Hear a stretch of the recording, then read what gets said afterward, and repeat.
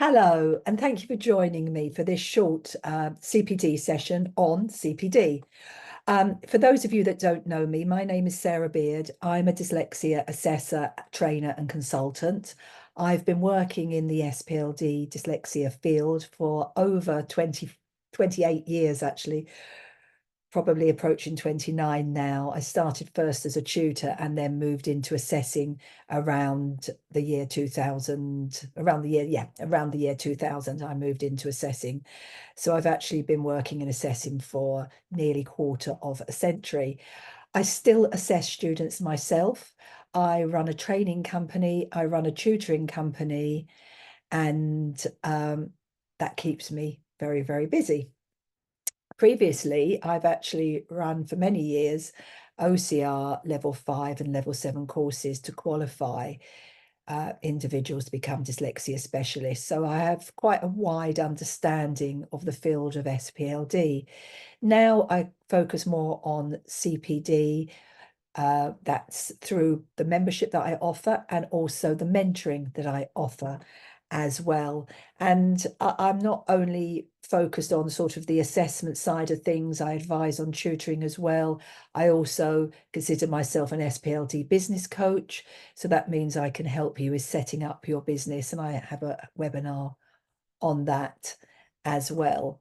Having been in business a long time, I know a fair amount about it as well. So without much more talking about me, let me just explain the purpose and why I have put this short session together. As I said, I do a lot of mentoring, and the majority, I mentor people for APC renewal, but the majority, I would say, probably about 70% of it is new assessors. And in addition to the mentoring, I offer mentoring discovery calls. So sometimes people come along and talk to me, and for whatever reason, they don't at that point in time engage my services. So I get a really wide overview of the things that individuals that have just qualified as a dyslexia assessor are struggling with. And obviously there's the obvious, such as report writing and planning their assessments and starting up their business. But something else that confuses people is what CPD they need to do. And I think this stems from two points, really. Maybe some training providers aren't clear. And secondly, when you're finishing your training course, you are pretty overwhelmed with everything. And it might be that this has been explained to you, but unfortunately, it's not something that you recall or retain. So I'm here today to try to make it a little bit clearer to those of you that are recently qualified or qualified in your first 3 years. And that's what the focus is. It's the CPD that you require for your first 3 years as a dyslexia assessor with a practicing certificate. So this is all about what you require in terms of CPD and what you need to submit by the time that you submit your APC renewal 3 years later. So let's carry on. Let's just look at the next slide. So there is various terms that are thrown around. APC, which is the SPLD Assessment Practicing Certificate, AMDA, which is through the BDA, and TPC, which can be through PATOS. And there's also ATS, which is a tutoring qualification or recognition of a tutoring qualification through AMDA. I'm going to focus today on APC. Now, AMDA is also important, and I will sort of touch upon that, but today we are focusing on what you need for your APC. Now, if you've already qualified, you've probably already signed up for your APC certificate with one of these providers, and there are only these 3 providers: PATOS, BDA, British Dyslexia Association, and Dyslexia Guild. If you haven't yet qualified and you're watching this, and perhaps you're qualifying in a couple of months' time, then you need to decide who to go with. And when I say decide, for some training courses, level 7 training courses, you have that option. For others, especially if they're run through the BDA and accredited by the BDA, you do have to go in your first 3 years with the BDA. And I think it may apply also to those that are run through real training. They probably, I'm not 100% certain there, but they may well have to go to the Dyslexia Guild, as real training is the overarching body for that, or overarching training provider, should I say. But if you have a choice, then think about the different pros and cons of each. I'm not going to go into those now. You will be able to post on various Facebook forums, I'm sure, and get people's views. A few years back, I would say that there was a lot of negativity around PATOS and BDA, but that has definitely dispersed now. I think, to be fair, they are all very similar. You need to look at what else you need through them. So, for example, for PATOS, you've got to have your insurance through them to get your APC. For the BDA, I believe you also have to have the AMDA as well, which is another professional recognition of your qualification. So yeah, have a look, see what they require in terms of additional things that you need to have through them, and make your decision. If you have to go with the BDA or you have to go with Dyslexia Guild, then that is only for the first 3 years. After that time, you can change if you want to.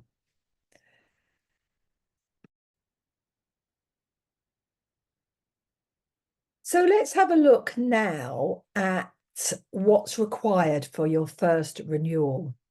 So your first renewal will be within 3 years of when you got your APC. It's not 3 years of when you got your qualification. So if it's taken you a couple of months, you need to check the date. And this is what confuses people, because you are required to do more CPD in those first 3 years than you are for the subsequent renewals. So what you have to do is you have to do 5 hours of SASC accredited, or actually the terminology is SASC authorized training. Now, SASC authorized training will always relate to assessment, whether it's statistics, legislation related to assessment, changes in regulations such as the exam access arrangements, new tests, all of that. So if you do some training on, let's say, memory strategies, then that wouldn't ever be SASC accredited. So they're accrediting training related to assessment and the broader issues around assessment. Now, to know if a course is SASC accredited, you need to make sure that the training provider tells you this, because not every courses are to do with assessment are SASC accredited. For example, I have some courses on assessment in my portfolio that I sell and within my membership, and they're not SASC authorized. I'm sorry if I'm saying accredited. I tend to use the wrong terminology there. The official term is SASC authorized for that. And the reason is that it's very expensive for a training provider to have a course SASC authorized. So sometimes we don't need to. And that doesn't mean that the quality is any poorer. It does mean it hasn't been looked at by SASC, so do bear that in mind. But often the quality is just as good, if not, as with anything, sometimes better.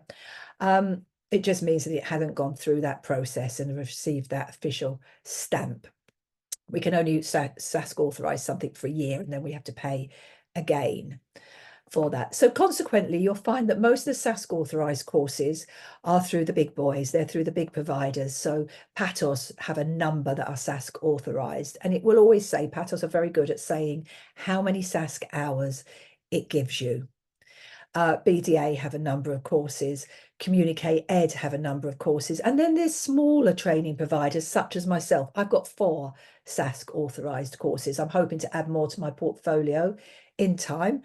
Unfortunately, I've been saying that for a few years and time doesn't permit me to, but I am looking to. I believe that there's some other small providers who also have SASC authorized courses.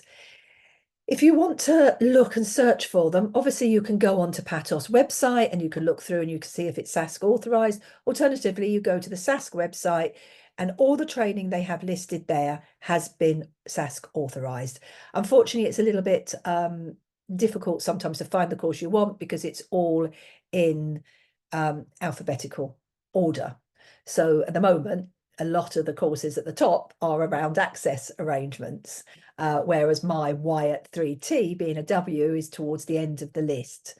So you can look there and you can check. And if you're not sure, you can ask the training provider, or you can go and check on that list, but you will get a specific code. And usually that code now, it has changed in recent years, usually that code will be prefixed with PAT and then a number. And you have to have a personalised certificate for that with your name and the SASC authorised code. And you need 5 SASC authorised hours in the first year, 5 more in the second year, and 5 more in your third year. And it's no good just doing 15 hours towards the end of your third year. Life happens, things get in our way, and sometimes I've had a lot of clients recently that I've mentored that haven't managed to get those 5 hours in their first year. It's not the end of the world, but you must get in touch with your training provider to tell them that you haven't, or not your training provider, sorry, you must get in touch with your APC provider. So PATOS, BDA, or Dyslexia Guild, whoever you've got your APC with, explain to them that you haven't managed to secure those hours during this year. And usually with your reasoning behind it, they will say, well, that's okay. You can make it up in, for example, the second year if it was the first year. So you'd have to do 10 hours in the second year. If you just submit your CPD log without having had that authorised, you may encounter a problem. So if you're listening now and you've not done your 5 hours SASC authorised, then do get in touch with your APC provider. Check the date on your certificate and see when that year ran out as well. So I think that's the problem that I've encountered a lot, or seen in a lot of the people that I've mentored over the last year. They just haven't realised, or they've got confused with what is SASC authorised. Now, in addition to your 5 hours SASC authorised each year in the first 3 years, you have to do 5 hours supplementary. Now, supplementary hours should be a mix of hours related to assessment, tutoring methods, legislation, and there's various codes which I will show you in a short while. And they can be a mix of maybe courses you've attended. It could be maybe, half an hour of it could be a book that you've read, a webinar, anything at all that's improving your professional practice. And don't forget, when you complete your CPD log, you have to say what the course was, who it was ran by, the dates. You should provide the certificate. If you haven't got a certificate, then provide, for example, you might not get a certificate for all courses. Then if you've got PowerPoint notes, then provide those as well.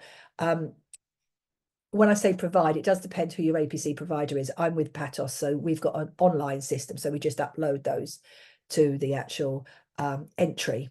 But your entry is really important. It's not just what it was about, it's a reflection on how that is going to improve your practice, how you're going to change your practice and what you've learned. It doesn't have to be an essay, only has to be a paragraph, but it has to be relevant to how it's going to change your practice. So bear that in mind.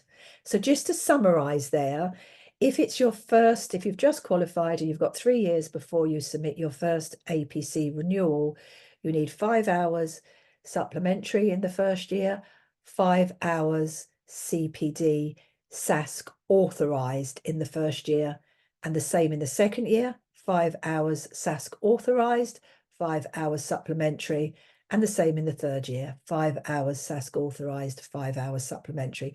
That's the bare minimum. It's good practice to do more. You will probably get a lot more supplementary hours.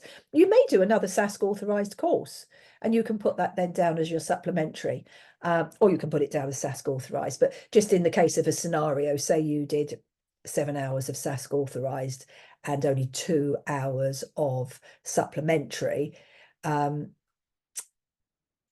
yes, then I'm just trying to do my maths there.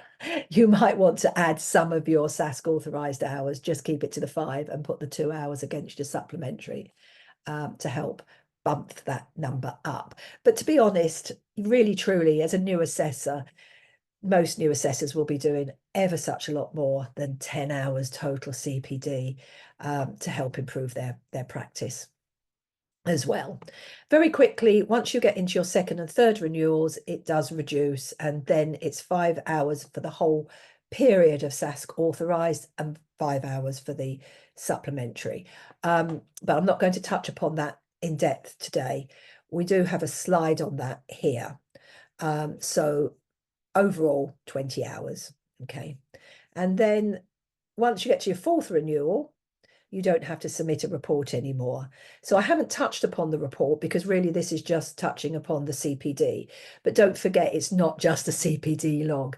For your first, second and third renewal, you also have to have a report. And most people go for mentoring prior to submitting. Just an important point, don't leave your report to the last minute and then contact somebody such as myself and say, can you look over my report before it goes for a renewal? Because the answer will be no. We cannot mark or give advice on a report you are submitting for APC renewal. So the best thing is 6 months beforehand, roughly, to engage a mentor, and you decide on the report you're going to submit, and you find a similar one that we can mark in depth and we can give feedback on. But we cannot mark or comment on the actual report that is going for APC renewal. Why have an APC? These are the reasons. I'm not going to go through these entirely at the moment, but it does provides a report with longevity. So it means that that report can be used for student finance. If the student goes to university, it's seen as the gold standard and some employers will require it. However, if you're just working, for example, with primary age children, you're only doing the odd assessment every so often, and it's sort of a sideline for you, you are actually still qualified to assess once you've got your qualification. So if you've got an Edge Hill qualification or BDA qualification, you are qualified to assess, but it does mean that that report will not have the longevity of one with an APC. And there's a lot of confusion over that. I am not suggesting you don't go for an APC, because the APC will keep you up to date and your reports will be generally at a better standard, but it isn't compulsory.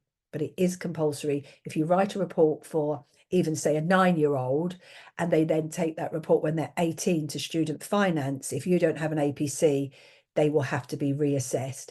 Any questions on that, just get in touch with me, okay? And I'm going to just show you a way to get in touch in a short while, actually. Just a bit about the SASC authorised training. I've mentioned most of this already. I have touched upon these points already. So just to sort of reinforce that for you, it has to be approved by SASC. It will always be related to assessment and statistics. The code will need to be on your certificate, and you can find them at this link here. CPT codes, again, I'm not going to go into depth. I could do a whole training session on this. And in fact, I am going to do one for my membership. But here are the codes. So any codes that you get for your SASC authorised will either be C1 or C2. Principles of psychometrics, statistics, assessment and underlying theory, SPLD testing methods, interpretation and test materials. S1 is changes in regulations and legislation relating to SPLDs. Most people do an access arrangements update each year, and that will be related to that. Developments in SPLD research. So if you're doing research on the new Delphi method, if you've watched some training on that, then that might well fall under that category. And S3 is approaches to teaching and support for SPLD. So even if you're not tutoring, you need to get ideas and training on S3 so that you can show that you can write appropriate recommendations for the students you are assessing. I've said that I will touch upon AMDA. AMDA is associate membership of the British Dyslexia Association, and it is for those that have completed an AMDA accredited course or equivalent. They have to renew, you have to renew that in the same way as an APC, but it also relates to teaching as well. So it's additional, I believe it's an additional CPD list. I'm not 100% sure on that. You have 3 years from completing your course to apply. AMDA is not compulsory at all. It will be compulsory if you completed a BDA course, but if you find that actually having to update your AMDA CPD and your APC CPD is too much at the end of 3 years, you don't have to have the AMDA. Years ago, employers would ask for AMDA.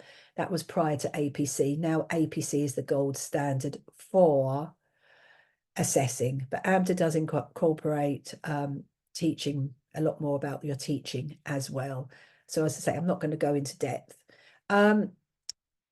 I introduced myself at the start, but I don't think I told you my company name. So I'm Ditas. I bought that name about many years ago. It was the overarching name for all of my companies. Now it just relates to my CPD. And what I offer is SASC accredited webinars. You can purchase those on my website, teaching, assessing and supplementary webinars. So ones for your supplementary hours. I will be offering really soon in the new year, if you're watching this in sort of 2024 into 2024, I'll be offering a new assessor course. So a course that's specifically for new assessors that's quite detailed. It's going to be over a number of weeks. There's going to be one-to-ones. There's going to be online lectures such as this. And also it will include probably looking at one of your reports. I offer one-to-one mentoring. That's an alternative. The mentoring is totally bespoke. A lot of people come to me for me to look at one of their reports. If you want me to look at a report, it takes 2 or 3 sessions to do that. It's all filmed and you get comprehensive feedback. And when I say it's filmed, it's live. So you and I sit together. I go through the feedback. You can ask questions, but it is filmed and recorded so you can watch it afterwards. And I have my very popular membership. My membership has evolved over the last year to, I'd say the majority of people within the membership are probably within their first year of APC. And we have got other assessors in there, but a lot of them are in their first 3 years. So we have a lot. I'm not going to even go into exactly what is in the membership in depth, but I will just show you on the next slide. We have a lot included. We've got a Facebook forum, which is very small. It only includes those who are in the membership. Some people sort of don't want their previous assessors from the course seeing their questions and things like that. Some people are, and you wouldn't find that in there because, as I say, you know, if you're running a training course, you're not going to come into the DITAS Mastermind membership probably because you don't need that level of input, of support. We have monthly trainings. Last month we did adult assessment. The month before we had exam access arrangements. They are live and filmed. We have monthly question and answer sessions, which again are filmed. If you can't attend, you can still submit your question in advance and it's answered. We've got the webinars or CPD courses that are all included. The mentoring is discounted and we have Zoom drop-in sessions, which means when we're not doing a Q&A, in between Q&As, we have a drop-in session where I sit on Zoom and I wait for people to just join me, ask their one question, and then they go, and then the next person, there's somebody else waiting, ask their question. And we also have WhatsApp during that time. So if you're out and about, for example, they're usually evenings, you're tutoring or maybe you're running your children around, then you can WhatsApp me during that time and I will get back to you that day. So that's what we offer. I hope that has given you a really good overview of CPD. I just want to reiterate again, because this is the bit that I find really confuses people. You need 5 hours SASC authorized courses in your first year, in your second year, and in your third year. And if you're now in your second year and panicking and thinking, I haven't done that, just get it. Don't panic. It will be fine. But just get in touch with your APC provider and let them know. If you want to join the membership, we've got around 12 hours of courses, equivalent to 12 hours roughly, which are CPD authorized. And in the membership, they are actually much reduced in price to what they are if you buy them individually. So for example, individually, statistics for assessors, which is 3 hours, is £45. In the membership, it's £12.50. And in fact, if you just want to watch it, it doesn't cost anything. We just charge for your individualized certificate, which I have to have my virtual assistant make for you. But all the webinars or CPT courses that are not SASC authorized are entirely free of charge. So hopefully that has given you a good overview, and please do get in touch with me if you've got any questions. There is one other thing that I would quite like to show you now. So I'm just going to stop sharing and show you my website, if that's okay, if you want to have a look at that. so you can see where you can go for more information. Here, I don't think I'm sharing yet, am I? So let me just share. There we are. Just bring it across a little bit more. You're only seeing a little bit. Sorry, all the banners have gone a bit wonky here. Let's have a quick look. There's the website. If you want to know more information about mentoring, membership, the CPD courses, they're all listed there, which ones they are. You just click on the drop-down menu for that. And you can contact me if you would like to book a 15-minute mentoring discovery call, which is a chance for you to come along and ask me or tell me what your needs are and how me to tell you how I can solve those. So often people come along to find out about mentoring, or they come along to find out about the membership. And to be able to book that, you just scroll somewhere here, book a call. There it is. And that will take you to Zoom, and you can book a 15-minute session. The 15-minute session isn't sort of a answer your question session. I can answer the odd question, but it is really if you are hoping now or in the future to don't think you can see, yeah, you can book a call. Now or in the future, you're considering either having some mentoring and you want to know if I'm the right person to work with you, or if you're considering joining the membership. If you've just got some simple questions related to this CPD, then just email me. The email is in the website, it's on the website, so you can email me with that information. And in fact, just to make it even easier for you, if you want to scribble it down, I'm just bring it up on the big slide here. Just going to share my screen again. And you can just see, here's my email. I've got info@dyslexiaservices.net. That's generally more for clients accessing information about assessments and tutoring. And this is the training one. So you've got 2 questions there, and my phone number. But obviously, if you're going to phone, you're probably going to find it quite hard to get hold of me because I am generally working, assessing and etc. during the day. So thank you very much for listening to this presentation. As I say, just drop me an email if you've got any questions. And if you're interested in mentoring or membership, then book a discovery call using the link I showed you. Thank you. Bye-bye.